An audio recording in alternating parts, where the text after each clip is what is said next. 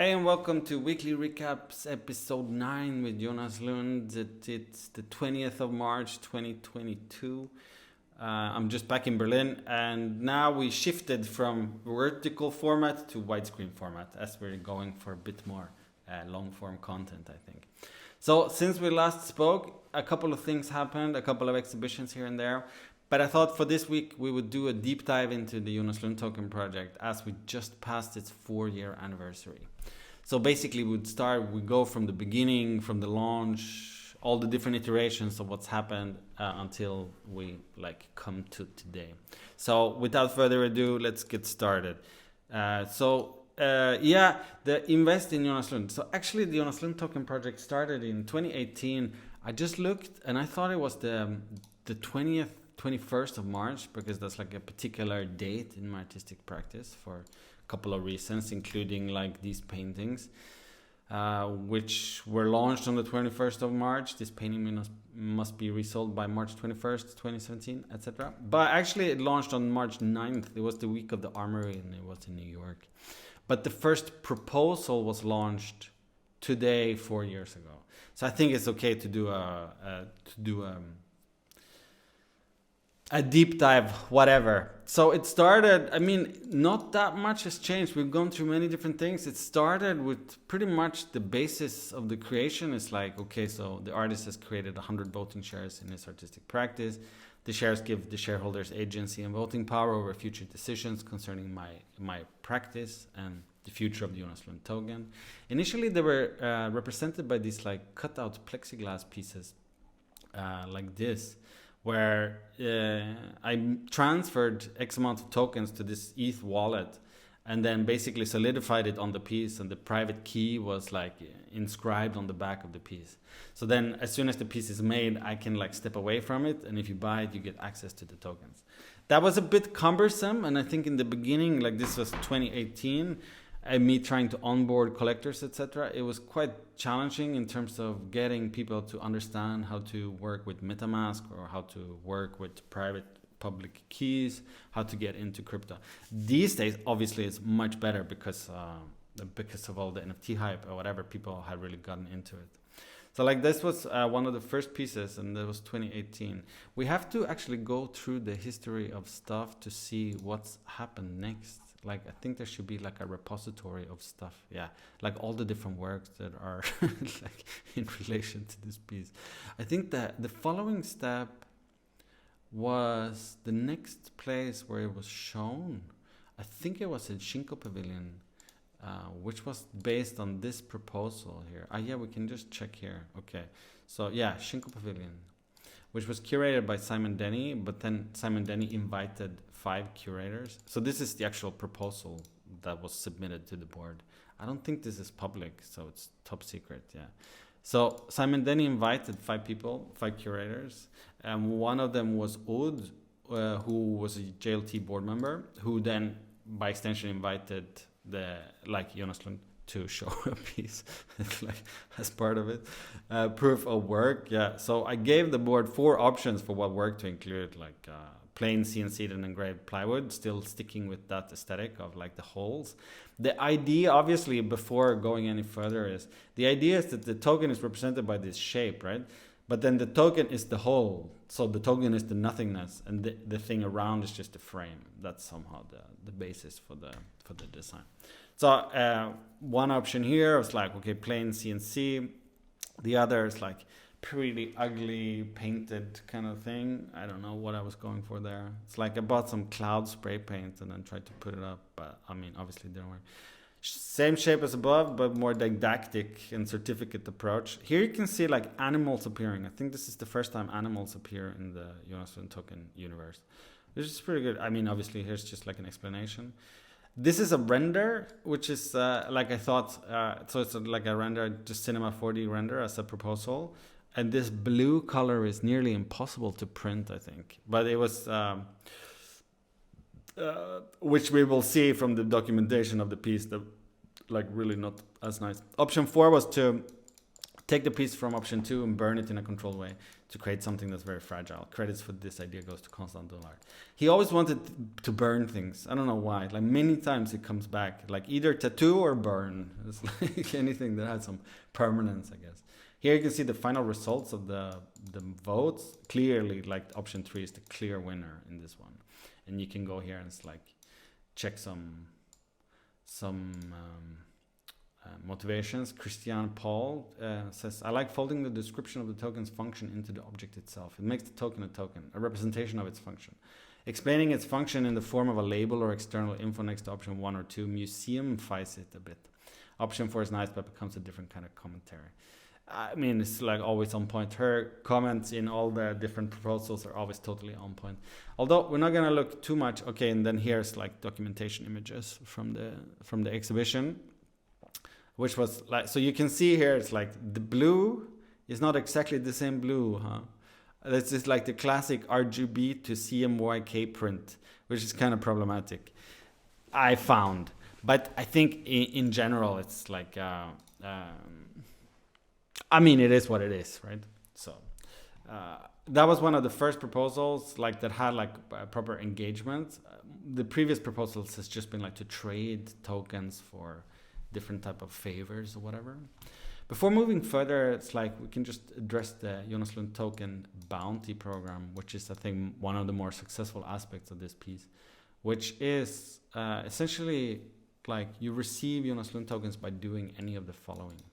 So you can get tokens to do an art forum critics pick. You can get tokens for doing an online review of a Jonas Lund exhibition, solo or group, print review, positive review, include a work by Jonas Lund in a group show, in a gallery, host a Jonas Lund solo exhibition at a gallery. They have different layers and stuff. And then like write a letter of recommendation, invite Jonas Lund for a dinner with royalty, post a work by Jonas Lund on Instagram, give Jonas Lund good advice, make a nice introduction, include the work by Jonas Lund in a publication, write a text on Jonas Lund's work, write about Jonas Lund's work in an art magazine, newspaper, journal, interview Jonas Lund for a feature article, place the work by Jonas Lund in an institutional museum collection. I think for me, it's like this is one of my favorite aspects of the whole Jonas Lund token piece, because it really turns the token into a currency of like an exchange value. So like favor for favor, kind of like the hidden economy of the art world, but then made visible through these exchanges. And here you can claim the bounty. And then below you have like the bounties delivered. So you can see like here, Simon Denny gets 150 for include a work by Jonas Lund in a group show in an institution, proof of work at Shinko Pavilion. Odd gets the same. And then Odd gets a lot because of different shows she's been. Anne Schwanz gets because she includes a work by Jonas Lund behind the screen at Kindle Contemporary. That's where the famous banner is from. Wherever it is. Like we go here. Man, like this famous banner is from that show. And that we had another vote for. Like if we go here, banner design. So like here's the other votes. But wait, I'm moving ahead of myself. I lost track. Oh my god. Close some tabs. Come on. I don't know. Like okay, we are at 8 minutes 30. I think in a way like the max limit for Instagram Live is 10 minutes. So maybe this is a good introduction. We can just super quickly go through the remaining things and then we can do a longer version later. I think that is fine. So this was the banner design, option 1, option 2, option 3, and option 4. And then, okay, so here's like the winning option, right? So we went from there to, in most recently, if we go through here, also in the Kindle we had these like animal-based abstract shapes, in a way, formalistic abstract shapes, which is pretty nice. Like that's an elephant. This is like maybe like a fox or something. And here was like same year, 2018, we did a pre-sale booth at Art Düsseldorf, which was like just this art booth. Forget it. I'm going to continue talking and then we see how long it is. And then it's going to be like a YouTube video, but it doesn't matter. I think it's fine. So the Jonas Lund Token sales booth at Art Düsseldorf was funny because there was no works in the show, right? Like just wallpaper and just selling like non-physical pieces. You get like this certificate of like voting share certificate. And I think it's funny because it was like the funny story from Art Düsseldorf was that the jury that awarded the award for best booth spent like an hour outside of the booth thinking and thinking and thinking and talking and talking and talking. And then in the end, they decided that they would like to give the best booth, this piece to be the best booth, but they couldn't because there was no artworks in the booth, which is like such a funny mix. Anyways, that was like the Art Düsseldorf booth. And then later down, that was after, and then comes these like this was for, okay, let me see, let me just find, there's too many works, man. So then in 2019 there was another show too. Wait, yeah, I'm just remembering, there was a couple of shows. Let me just open up everything. In 2019, I did a show at Reflector Gallery in Bern in Switzerland. Oh, and it was also here. Okay, we're just going to go through. And that was the Kindle show. And then, yeah. And that was the art booth. Okay, so then we did a show at Reflector Gallery, which was like a smart contract show, which accelerated this bounty idea. So all of these things on the wall here are like handwritten bounties. And anybody who shows up can get like... can fulfill some of the bounties, all kind of gamified. Something like the first 5 people to show up can get this many tokens. The first people to purchase anything like that gets like that. All kind of like some bizarre sales tactic in a way. And then again, like the Jonas Lund Token, animal, the little birdie. Next to the birdie is the terms of ownership, which explains everything, which you can't see because my camera is in the way. Nevertheless, it was that. I think there's better documentation of the actual handwritten smart contracts, but I don't know, maybe not for now. Then there was a group show in Sweden where we included the banner piece, but not so specific about the token.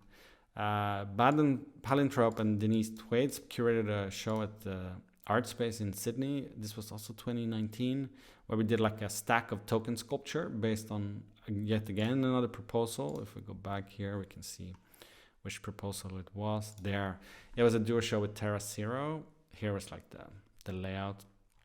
Just like 100% super one-sided proposal. It's like 100% for the sculptural token. Like that was the layout sketch, and then that was like putting some other pieces in. Arguably, it was like pretty obviously the best option too. So that's kind of like, sometimes it's just totally obvious. Like, let's say. Then for link in bio, the visual language of Jonas Lund Token changed a bit and became a bit more, I don't know if refined is the best word, but a bit more like specific, let's say. So this was like the result of yet another couple of proposals, and also primarily in relation to interacting with Jonas Lund Token chatbot. So the proposals for the link in bio actually consisted of talking with the chatbot and then suggesting things, and one can look at those conversations afterwards too. But here was just like approve or deny the proposal for an artwork, and then the panda was 100% approved, and then this one less so. I mean, essentially every work that comes out of the Jonas Lund Token production, it's kind of it's basically a proposal, right? A proposal for the board to approve, or the result of a proposal. The show was curated by Annika Meyer. It was at the Museum der Bildenden Kunst in Leipzig and included a lot of artists like these people. Yeah, it's a lot. So then we included those pieces. From there, from link in bio, we went to, we mustn't forget the Mulhouse show. Let me find it, and then I just gotta scroll.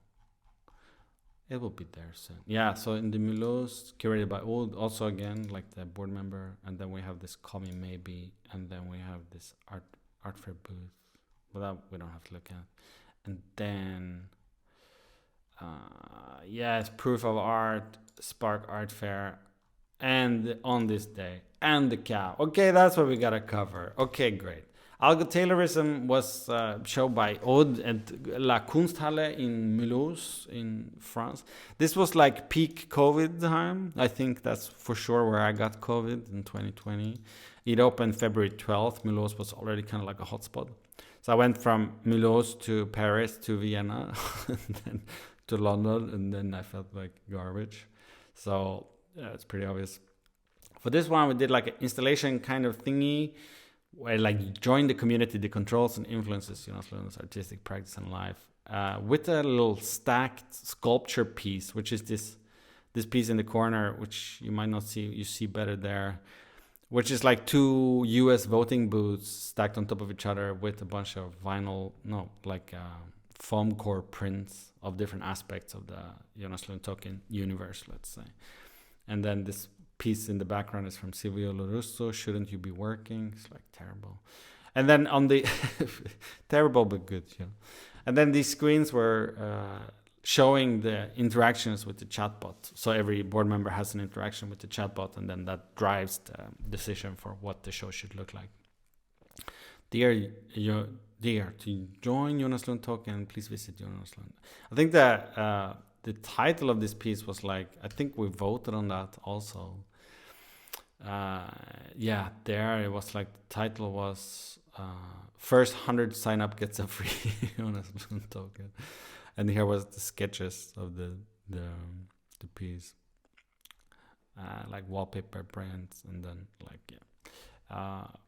algotaylorism. And then just like 3 weeks later, I did a show in Vienna. It's Untitled Contemporary, which was about Jonas Lund Token, called like Call Me Maybe. There's even a Jonas Lund Token website for it, which loads a bit wonkily, which I mean essentially like makes a sort of summary of everything. The central piece of the show was the red telephone, which was programmed to just call me. If you pick it up, it just automatically dials my phone number, and then you can talk to Jonas Lund. And then every board member gets to listen in to all the conversations through like a secret website kind of thing, which is pretty nice. And then a bunch of other artworks pieces. Like it goes full on for like plexi compositions and stuff like that, which I found was a pretty nice form for like finding like this modularity of the piece, of like something that is represented by something that's bigger than itself. And then, that's somehow it. And then these slight larger pieces that we see come back later in the proof of art. No, in the proof of art, something else. In the Spark art. No, it comes back here. Yeah, come on. It's right there. Like there's a piece there hanging. They made a drone shot install video for me, which was really nice. I mean, look at this. It's like, oh my God.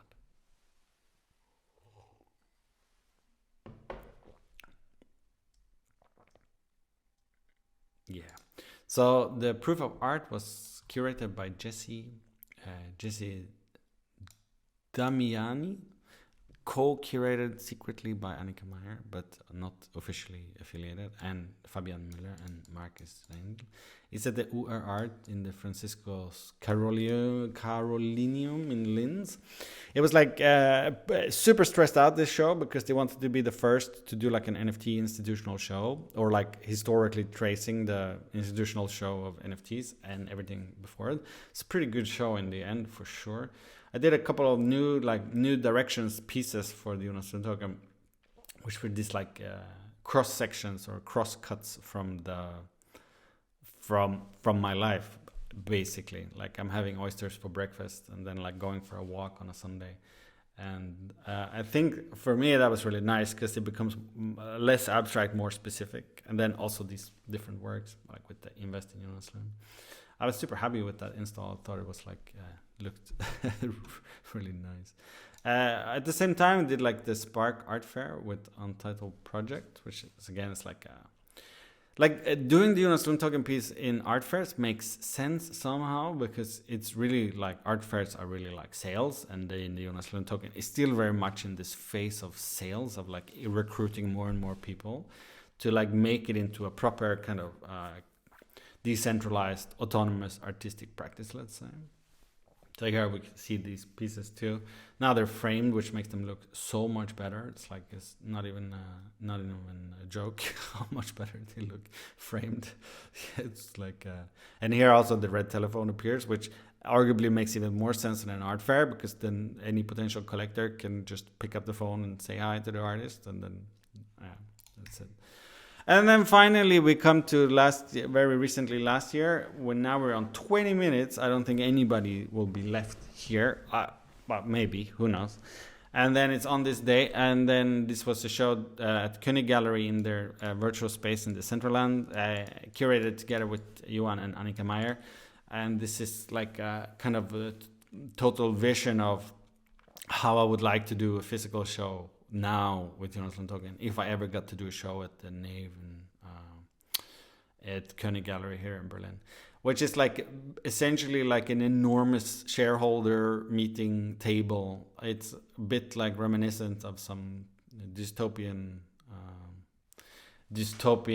let's say, authoritarian regime. The boss sits here, and all the other people sit entirely on the other side.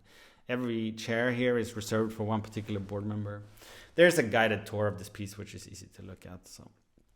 And this piece introduces the Jonas Lund Token animals, which are sort of representatives of each different core value of the community, of the DAO, of the plan. And there I am as a 3D model walking around having a good time. And there I am. I've just bought some baguettes and some saucissons in Brittany. Happy go lucky. So that's basically it in terms of where it's at in its visual. Finally, we have the global gallery, which was a collaboration between König Gallery and Porsche, where they rented screens all over the world. They got screens all over the world, like Times Square, and this is in Seoul, I think, and in Shibuya Crossing in Tokyo, which was pretty cool. So then the Jonas Lund Token cow ends up everywhere, basically. The goal of the cow is that you get it can be a playable character in this forthcoming game, which is the Jonas Lund Token game, in search of ideas. That's it, basically. I mean, there's so much more to explore when it comes to this one. There's so many different angles and so many different layers to this piece, and it will keep on going for another 4 years for sure. And I think, the most interesting for me is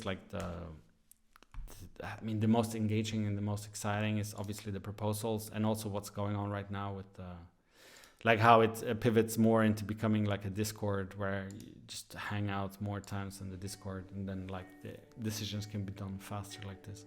But so I'm quite curious to see. I mean, this one is supposed to come out pretty soon. The development is way more complicated than I ever imagined, so it's a bit on the back burner, but it's coming. I promise.